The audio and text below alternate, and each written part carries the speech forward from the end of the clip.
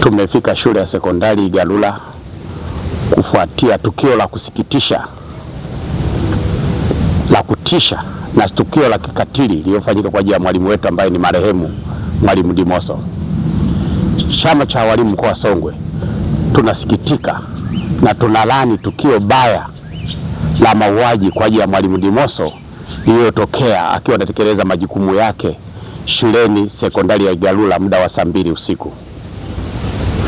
Kwa ufupi tu, Mwalimu Dimoso alikuwa anajitolea kuwafundisha wanafunzi wa kidato cha 4 na kidato cha 2. Akiwa anataka kurejea nyumbani, aliuawa na wafugaji. Tunao msiba mkubwa sana ndani ya mkoa wetu wa Songwe, hususan wilaya yetu ya Songwe. Aidha, nitoe rai kwa vyombo vya ulinzi na usalama, mamlaka zote za serikali, kuanzia ngazi ya mkurugenzi, mheshimiwa mkuu wa wilaya, kufuatilia tukio hili baya la kikatili lililofanyika kwa ajili ya mwalimu wetu Dimoso akiwa anatekeleza majukumu yake. Walimu wa mkoa wa Songwe wanatoa pole nyingi sana kwa familia ya Dimoso na pole nyingi sana kwa walimu wa Songwe na hususan walimu wa Igalula kwa kumpoteza shujaa marehemu Mwalimu Dimoso.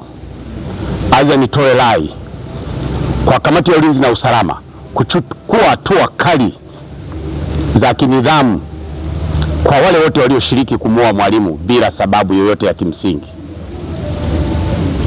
Naitwa Eliud Rafael Wilson, ni mwanafunzi wa shule ya sekondari Igalula.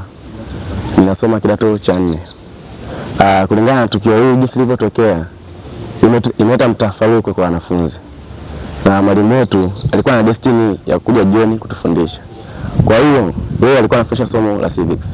Kwa hiyo mpaka sasa hatuna mwalimu tena kwenda kutufundisha somo la civics. Kwa hiyo wanafunzi tumebaki kinyonge. Hatuna mwalimu mwingine tena atakayeweza kutusaidia kutufundisha. Hususan sisi form 4 tunaelekea mwishoni kufanya mtihani wa taifa. Na hatuelewi namna gani tutafanyaje ili tupate mwalimu wa kuweza kutufundisha na kutupa maarifa zaidi ili tufanye vizuri katika masomo yetu. Kwa hiyo kama serikali tulikuwa tunaomba mtusaidie kwa hilo hapo. Na kuhusiana tukio hili hapa, ileta mkanganyiko sana kwa sisi wanafunzi. Mpaka mwisho wa siku tukashindwa kusoma darasani, tukashindwa kutulia, ikatufanya kila mmoja wetu aweze kuhuzunika. Kiukweli mwalimu alikuwa ni mtu ambaye anapenda sana kuongea na wanafunzi muda mwingi, anatoa ushauri pale anapokosea, alikuwa anatuita na kutuelekeza. Alikuwa ni mwalimu tofauti kabisa na wengine. Yeye alikuwa ni mtu ambaye ni mtu mwenye imani, mtu wa kidini, pale unapokosea anakushauri. Na pia alikuwa anajitolea katika muda wake binafsi kuja kukaa na sisi na kutuelekeza mambo ya kielimu. Kwa sisi ombi letu kama sisi wanafunzi, tulikuwa tunahitaji aweze kutuongezea mwalimu ambaye ataweza kuziba pengo lake. Na kuhusu hao watu ambao walifanya tukio, tunaomba serikali iongeze juhudi ili watu wapatikane na sheria ifuate mkondo wake. Mwalimu ambaye alikuwa anakuja hapa muda saa 1, anatuangalia, anatembea, anatufundisha. Baada ya kutufundisha anarudi. Siku hiyo kamata ng'ombe alikuwa anafundisha form 4 akatoka kama kutuangalia hapa. Mimi nafanya nini? Sasa ni ng'ombe.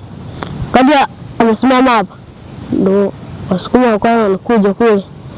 Wakarusha mawe, wakampiga wanafunzi. Mmoja akampiga mwalimu akaanguka. Wakachukua ng'ombe wakaanza kukimbia. Wakamchapa na mlinzi. Wakaondoka. Kwanza walikuja na fimbo na visu na mawe, wakatumisha wanafunzi, tukakimbia pembeni kidogo ndo akaja kumpiga mwalimu. Kikweli inauma. Tumekosa mwalimu ambaye alikuwa anatufundisha, anatujali. Kwa majina anaitwa Kiwe Joseph Nyambo, mwananchi wa kitongoji hiki cha Irembo, kijiji cha Galula. Kwa kweli tukio hili lililotokea hapa sekondari limetuacha na simanzi kubwa sana, kwa sababu hatuelewi mpaka sasa kama kuna walimu watakubali kuja kwenye maeneo yetu haya kutokana na shida hii iliyojitokeza. Manake wataanza kuogopa kwamba huko tukienda tunauawa. Ombi langu kwa serikali na kwa uongozi wetu wa kijiji, kata na vyombo vingine vya usalama, niombe tu ulinzi hapa shuleni uongezwe. Naitwa Francis Adolf Mwashiwa, nimekuja kijiji cha Galula. Aidha kama kulisha hapa wanakuja kulisha mchana kwa kuiba. Lakini tukio la juzi hili walikuja usiku, na hao waliokuja kukulisha eneo hili sio Wasukuma wa eneo hili, wanatoka kata nyingine, kata ya Mbuyuni kwamba kuja, alafu walikuja usiku, sio mchana. Wakati wanakuja hapa kwa kuiba, walikuwa na tochi. Sasa kufika maeneo ya shule, wanafunzi huwa wanajisomea kijiji changu, na wale ambao kwa kijiji changu ni marufuku kutembea na fimbo, na ni marufuku kwenda kukulisha mifugo sehemu ya taasisi zote zile, shule, hospitali, wapi, ni marufuku. Na tukawaambia kwamba tukapiga marufuku, ni marufuku Msukuma yote ufugaji kutembea na fimbo na uwani, wasio kaga na fimbo kuko kwa machungu. Kwa hiyo kuanzia siku ile mpaka sasa Wasukuma hawaja na fimbo katika kwenye mitaa. Jina naitwa Zakaria Daudi Mwandangi, ni mtendaji wa kijiji cha Galula, lakini pia kwa leo nakaimu nafasi ya mtendaji wa kata ya Galula. Na watumishi wote wa kata ya Galula kweli kimsingi wote tumeumia, na hata hivyo tulikuwa tumekusanyika siku hiyo ya tukio ili tuwe na tamko letu moja. Kwa kweli tulikuwa tumepanga kama sasa sisi usalama wetu ni mdogo. Kwa hiyo tukamwomba mkuu wa wilaya na mkuu wa polisi wilaya ili watuhakikishie ulinzi wetu utakuweje baada ya mwenzetu kufariki.